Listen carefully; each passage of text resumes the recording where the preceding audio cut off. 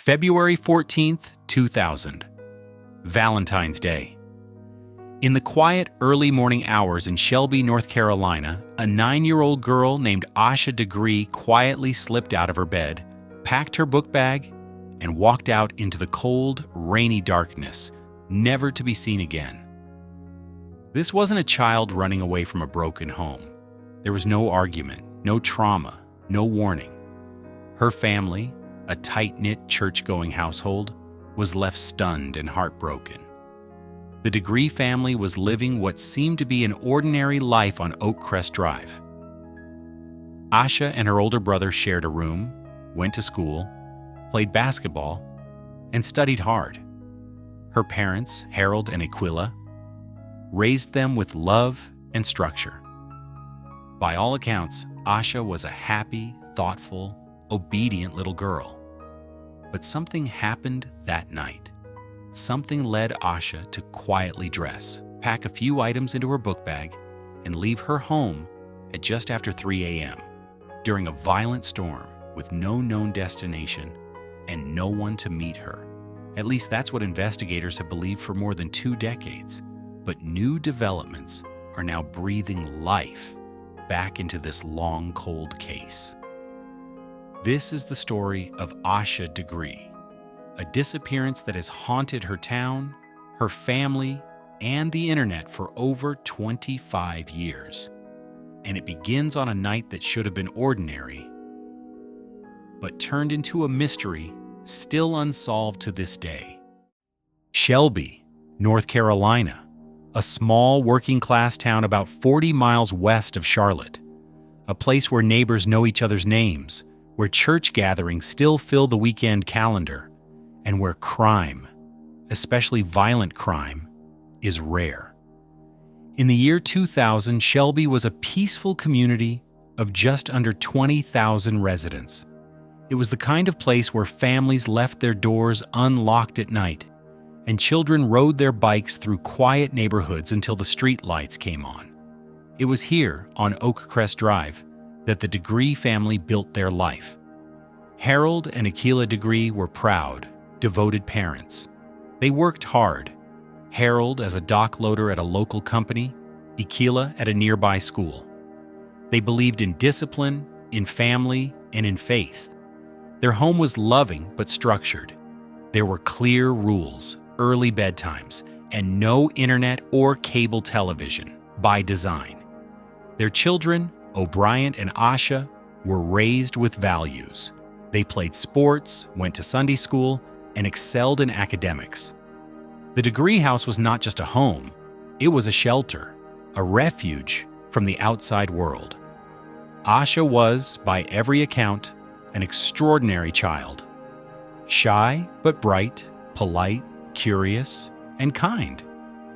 She loved to read and was especially fond of her basketball team, the Shelby Sharks. Her teachers adored her, her friends respected her, and her family trusted her. She had no behavioral issues, no signs of distress, no reason, on the surface, to walk away from the world she knew. And yet, she did. To understand the mystery, we must first understand how unlikely it was. Asha was not a child who acted out. She was cautious. She was afraid of dogs, of the dark, of strangers. But something drove her to leave. The Degree family would later say there were no warning signs. Nothing unusual the night before. In fact, February 13th had been a good day. Church in the morning, school the next day, and Asha had scored the winning point in her basketball game. Her mood was cheerful, normal, and then she was gone. For a town like Shelby, where things like this didn't happen, it was the start of a nightmare no one could wake up from. February 13th, 2000. It was a Sunday, and the Degree family followed their usual routine. Church in the morning. Asha played a basketball game that afternoon, scoring the winning point. She was proud, smiling, and excited. The family came home, had dinner together, and the kids were sent to bed around 8 p.m. There was nothing unusual, no tension, no arguments, Just a quiet night in a quiet household, but something shifted after dark. Shortly after midnight, a car crash nearby knocked out the power across the neighborhood. The blackout lasted until about 12:30 a.m. or so. Harold Degree, Asha's father, checked on the children around 2:30 a.m. Both Asha and her brother were still in their shared room, sleeping. But sometime after that, Asha got up. She quietly dressed herself, packed her book bag with a few personal items, including some clothes, school supplies, and a copy of McElligot's Pool by Dr. Seuss, a book she had recently borrowed from the school library. Then she opened the front door and walked out into the night. It was raining hard, windy, cold, the kind of night that would make even an adult hesitate to step outside. But she walked, and someone saw her. Around 3:45 a.m., a truck driver noticed a small figure walking along North Carolina Highway 18, about a mile and a half from the Degree house. The figure was dressed in white, walking southbound, carrying something, a book bag. Moments later, a second driver spotted the same thing. A young girl, alone, on the side of the road, in a storm. That driver turned their vehicle around to see if she needed help. But as they got closer, the girl darted off the roadside and disappeared into the trees. That was the last confirmed sighting of Asha Degree. No one ever saw her alive again. By 6:30 a.m., Equila Degree went to wake her daughter for school. Asha's bed was empty. At first, she thought maybe Asha had gotten up early, checked the bathroom, the kitchen, her brother's room. Nothing. Then panic set in. Harold began calling neighbors and family. Equila dialed 911. By 6:40 a.m., a full-scale search began. Law enforcement, fire departments, volunteers, all combed the area near the Degree home. They walked roads, searched ditches, scoured wooded trails. Police dogs were brought in, but the rain had washed away most scents. The small trail of clues they did find painted a strange and chilling picture. Near a shed about a mile from the Degree home, searchers found some of Asha's personal items scattered inside. A pencil, a marker, a candy wrapper, and a green hair bow, all confirmed to belong to her. Why that location? Why stop there? And how did no one see or hear her that night? To this day, investigators believe that Asha left her house voluntarily, but they don't believe she stayed alone for long. Someone, they suspect, picked her up, and whoever it was, they never came forward. As soon as Asha's disappearance was reported at 6:40 a.m. on February 14, 2000, Shelby law enforcement treated it with urgency. This was not a runaway case. Not in their eyes, not in this town.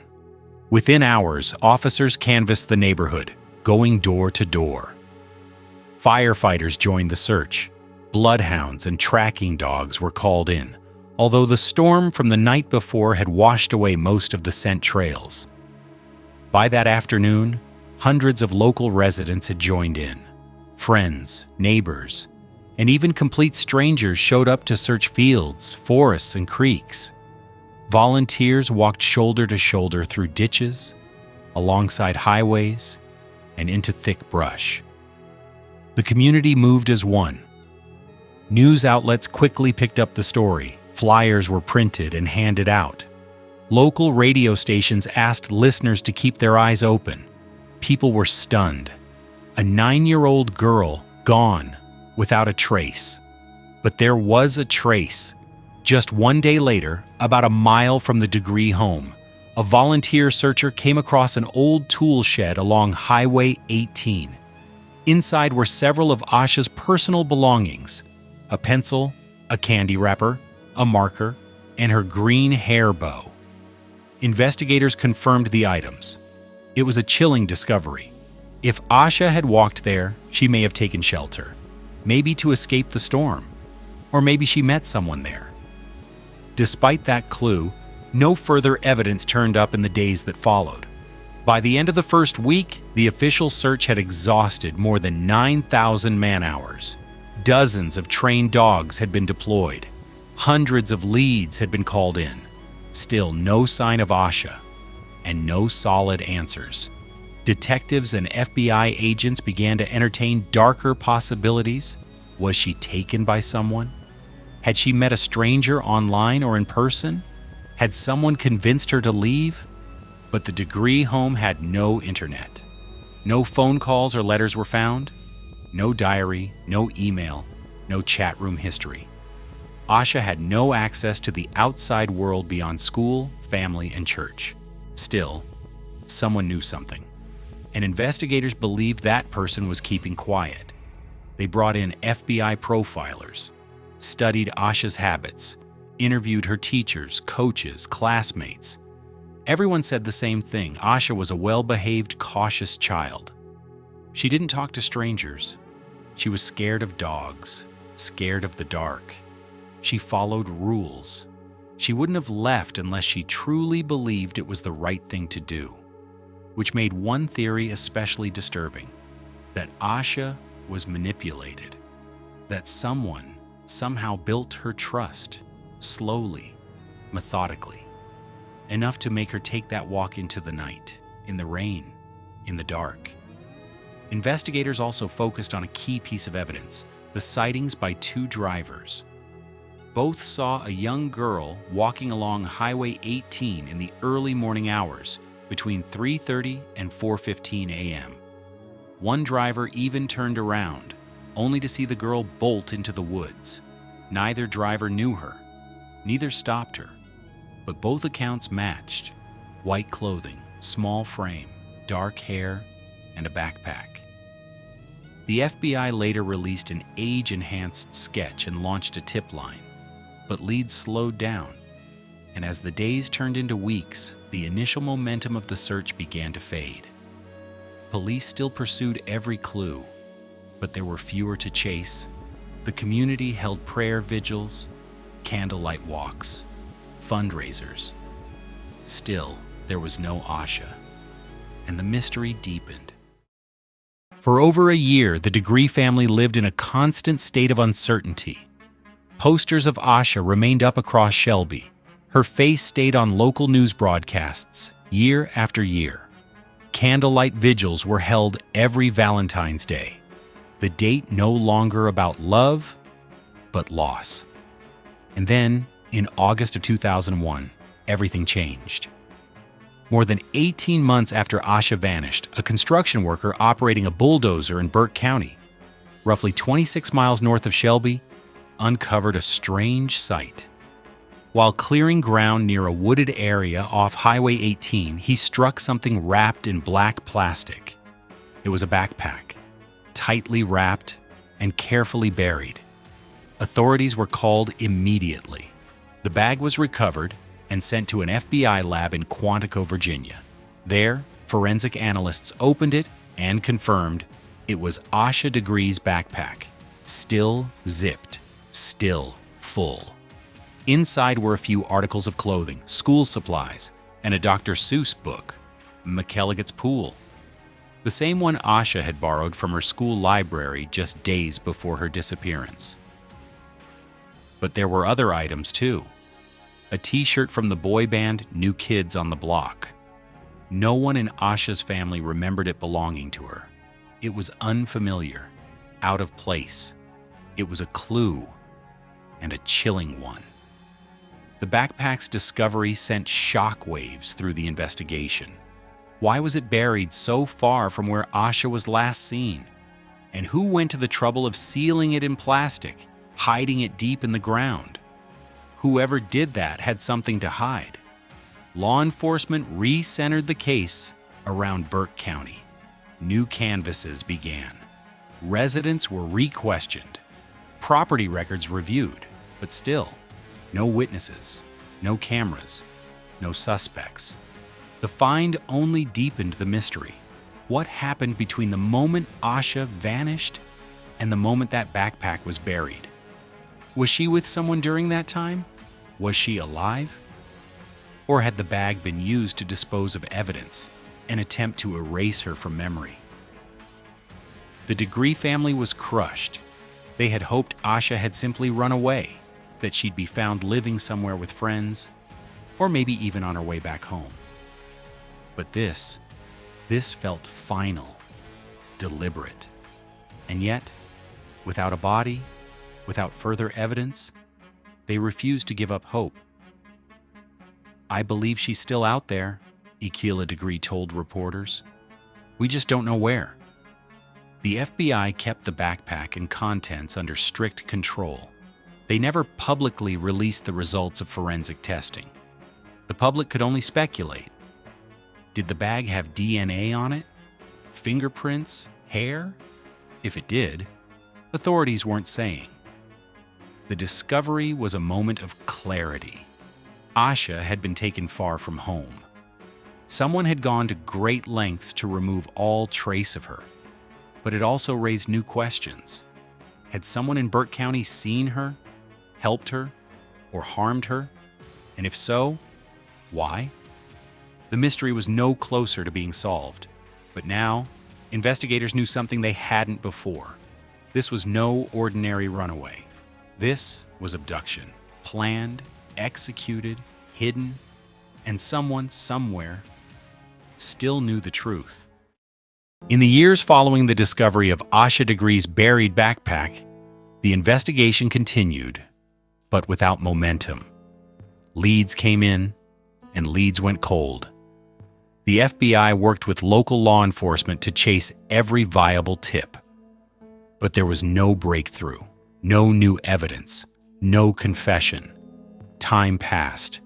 The Degree family kept hope alive, refusing to let Asha's name fade. They held annual walks in Shelby, gathering on the anniversary of her disappearance. They passed out flyers, spoke to the media, waited. But it wasn't until 2015, 15 years after Asha vanished, that the case was officially reopened with fresh eyes. A new FBI task force re-examined everything from scratch: crime scene evidence, tips, witness interviews, timelines, and forensic reports. Nothing was too small. No angle was off limits. They combed through archived calls to the original tip line, and in doing so, they found something long overlooked. A man had reported seeing a young girl getting into a dark green, early 1970s model car on the night Asha disappeared. The vehicle was described as either a Ford Thunderbird or an old AMC-style coupe. It was the first time a vehicle had been directly linked to Asha's disappearance. The FBI released a public appeal for information, asking anyone who may have seen such a car in the Shelby area on February 14, 2000, to come forward. Dozens of tips poured in. Investigators followed up on car owners, junkyard records, DMV data, and past residents of the region. A few promising leads emerged, but they didn't lead to Asha. More than anything, the discovery confirmed what many suspected all along. Asha had likely gotten into a vehicle voluntarily or under false pretenses. In 2020, another major development occurred. Thanks to advancements in forensic technology, the FBI announced that new analysis of the backpack's contents had yielded previously undetectable trace evidence. Though specifics weren't released, they hinted at fibers, environmental residues, and even possible DNA that could now be tested with modern methods. They quietly began collecting DNA samples from persons of interest, past and present. Then came 2024. In a surprise move, federal agents returned to Burke County, where Asha's backpack had been found over 2 decades earlier, and began quietly surveilling a property near the dump site. It belonged to a man named George Dedman, who had lived there since the 1990s. Dedman had a history of run-ins with the law, but nothing violent. Still, something had raised flags. On September 2, 2024, the FBI executed a sealed search warrant on the property. They collected samples from the soil, interior of an old shed, and from a green 1970s AMC Rambler parked behind a collapsed barn. The car, long abandoned, matched the witness description from 2000. Neighbors reported hearing investigators digging well into the night. Several boxes were taken from the scene, but no public statements were made. Then, in early 2025, something unprecedented happened.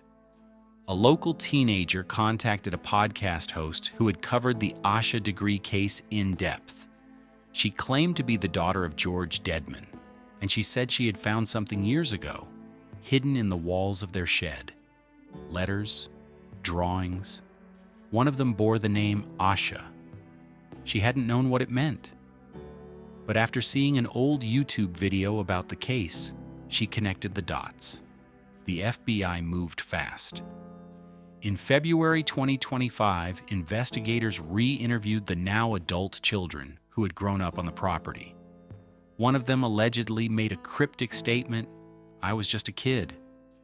But I remember Dad telling us we had a visitor once, and we weren't allowed to talk about her." That same week, the FBI executed a second warrant. They uncovered additional handwritten materials.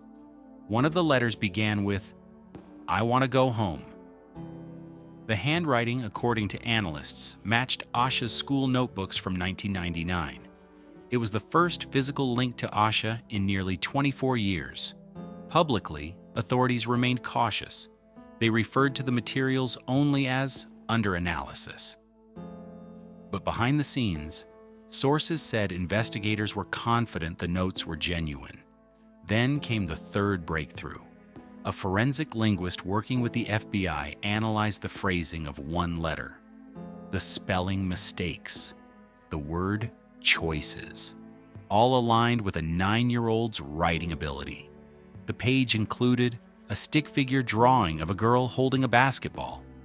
This wasn't just a note, it was a cry for help. In April 2025, authorities returned to Deadman's property one final time, this time with cadaver dogs. They spent 2 days combing the woods behind the barn. Ground-penetrating radar was used. A backhoe was brought in. No remains were found. But a new warrant was issued for DNA testing of Deadman and his adult sons. No arrests have yet been made. As of today, the investigation into Asha Degree's disappearance is active, ongoing, and closer to answers than ever before. But still, there is no closure. There is no body. There is no confession. Only hope and the growing weight of evidence that someone, somewhere, still holds the key. Even after 2 decades of searching, the story of Asha Degree remains defined by questions, more than answers. Why would a child, who was afraid of the dark and terrified of strangers, choose to leave her home alone in the middle of the night? Who was she walking to meet? And what happened after she disappeared into the woods? Investigators, journalists, and internet sleuths have put forth a number of theories over the years, some more likely than others, all deeply unsettling. Let's explore them. 1. Lured by someone she trusted. Asha had no internet access, no cell phone, no social media. But that doesn't mean she couldn't have communicated with someone in the real world. Was there someone at school, church, basketball? Could an adult or even an older teen have groomed her over time, told her to pack a bag, leave quietly, and meet them at a specific place? Some believe Asha was the victim of such grooming, especially given how prepared she seemed. Backpack packed, specific book chosen, no sign of panic or hesitation. But if she was groomed, why her? And why wasn't the person ever identified?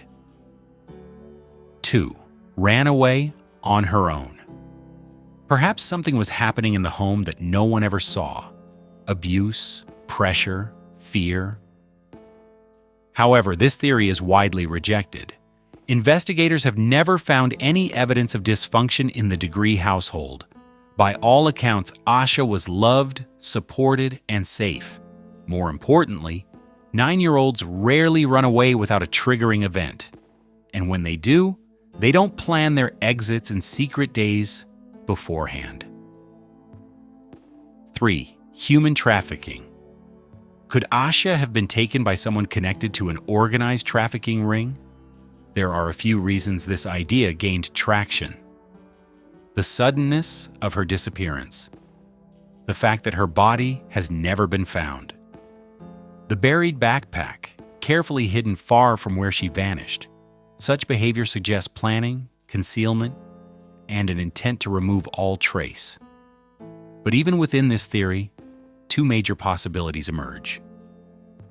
Was she taken by someone random, an opportunistic predator? Or was she selected? The location where her backpack was found, Burke County, is remote, rural, and sparsely populated. Whoever buried it likely knew the area well. Maybe they even lived there. 4. The Deadman discovery. Perhaps the most compelling theory came in 2025 with the discovery of letters and drawings in George Deadman's shed.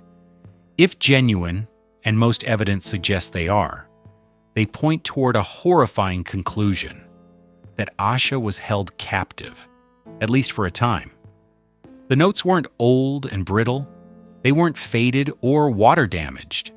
They had been stored indoors, preserved. One letter said, "I want to go home." Another included a crude drawing of a smiling girl behind a window. Asha's handwriting, Asha's phrasing, Asha's art. If these notes are authentic, they suggest she was alive after her disappearance, possibly for weeks or months, maybe longer. That revelation alone changed how the case is viewed. No longer just a missing child, a prisoner, held somewhere. Silenced. 5. Fringe theories. There are also fringe theories, less accepted, but still discussed. A sudden psychological episode or dissociative event. Paranormal elements, curses, visions, ghost lore, discussed in forums. These are outliers. The truth, likely, lies in a painful middle ground. A child manipulated. A predator patient. A community unaware. 6. The green car. Even the green car sighting, once dismissed, now stands as one of the most important pieces of the puzzle. 2 different drivers, same description, same time, same direction. That car has never been conclusively identified, but it remains a centerpiece of the case. 7. The family's belief. The Degree family has their own theory. They believe Asha was tricked, that someone, somewhere close, built trust with her, made promises. And when she followed their instructions, she paid the price. They believe she is still out there, maybe no longer alive, but not forgotten. Not by them, not by Shelby, not by the thousands of strangers who read her story online and want answers. Conclusion. And so, the theories continue. But until the last piece of truth is uncovered, until Asha comes home, there will only be possibilities and a haunting silence where answers should be. In recent years, the case of Asha Degree has experienced a slow but undeniable revival, driven by technology, public interest, and the stubborn will of a family that refuses to give up. In 2021, the Cleveland County Sheriff's Office launched a dedicated cold case division with the Asha Degree investigation at its core. New software was introduced. DNA databases were rescanned. Leads once dismissed were brought back to life through digital analysis. And perhaps most importantly, public engagement exploded. YouTube documentaries, Reddit threads, and podcasts introduced Asha's case to millions of people who had never heard her name before. With every new post, new pair of eyes. With every share, another potential witness or whistleblower. Crowdsourcing, once dismissed as amateur speculation, became a tool. Internet sleuths uncovered archived news clippings, school directories, and property records. Some even tracked down classmates and teachers who hadn't spoken in years. One user, for example, found an image of a school event from 1999 that included the same New Kids on the Block t-shirt found in Asha's backpack. It was worn by a boy standing 2 rows behind her. Investigators took note.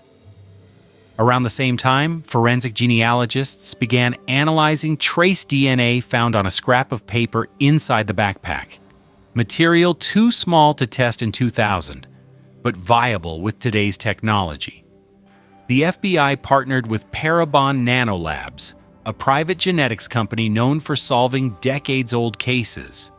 By mid-2023, they had generated a family tree that narrowed potential suspects down to a handful of surnames across the southeastern United States. The findings were kept secret, but they reignited hope. Simultaneously, advances in facial recognition technology enabled digital artists to create highly accurate age progression images of Asha. These new renderings were released in late 2024, showing Asha as a 33-year-old woman, what she might look like today. The image went viral, shared on TikTok, Facebook, and Instagram. Hundreds of tips flooded in. One woman, a teacher in Georgia, contacted the FBI after seeing a woman in her school district who resembled the age-progressed photo. That woman was investigated and cleared, but it showed the power of renewed visibility. Meanwhile, behind the scenes, data scientists were building new behavioral profiles using machine learning. By feeding AI thousands of cases involving child disappearances, analysts developed predictive models that reprioritized suspects based on movement patterns, job histories, and known vehicle types. The 1970s green coupe became a focal point. Investigators tracked down DMV data from 1998 to 2002, identifying 22 matching vehicles in the region. One of them was registered to a man who once lived 2 blocks from where Asha was last seen. That man had moved to Arizona in 2001. He was quietly interviewed in 2025. No charges were filed, but the man's DNA was collected. All of this came together in a sealed internal report submitted to the Department of Justice in July 2025. It is believed to contain the most complete picture of the case since Asha disappeared. Sources familiar with the document say it includes a list of 5 persons of interest, a refined timeline of events between 2:30 a.m. and 6:30 a.m. on February 14, $2,000, a forensic analysis of the letters found in Deadman's shed, and recommendations for criminal indictments. Pending additional corroboration to date, no arrests have been made, but confidence is growing. The community of Shelby remains watchful. The FBI continues its work, and Asha's parents, now in their 50s, still pray every night for their daughter to come home. Not a week goes by without a mention of her name in town. The school she once attended now bears a small memorial plaque. Her basketball team, long since renamed, retired her jersey number. And still, the question lingers. What happened to Asha Degree? The answer, after all these years, may finally be within reach. This is where the trail ends, for now. Asha Degree's story began on a rainy night in February of 2000, and more than 2 decades later, we are still left searching for facts, for justice, for peace. We followed every detail: the packed backpack, the highway sightings, the buried evidence, the hidden letters. We've considered every theory, from manipulation and trafficking to captivity and concealment. And through it all, one truth remains. Asha was a little girl who should never have vanished. She was 9 years old. She had favorite books. She loved basketball. She made good grades. She was careful, thoughtful, bright, and someone took her. We may never know exactly how or why, but what we do know is this: she mattered. She still matters. For the people of Shelby, North Carolina, The pain has never really gone away. Neither has the hope. Every Valentine's Day they gather, they walk, they light candles, they say her name, Asha. Her story has become more than a local mystery. It's become a symbol, a warning, a prayer, a promise. A warning that no place is too safe, no child too careful. A prayer that someone, somewhere, will come forward. A promise that she won't be forgotten, not by her family, not by her classmates, not by us. If you know anything about the disappearance of Asha Degree, no matter how small, no matter how distant in time, please contact the FBI or Cleveland County Sheriff's Office, because it only takes one truth to end decades of silence. One voice, one witness, one person who decides not to keep a secret anymore. Until then, we remember her, we search for her, we honor her. This has been the story of Asha Degree. Thank you for listening.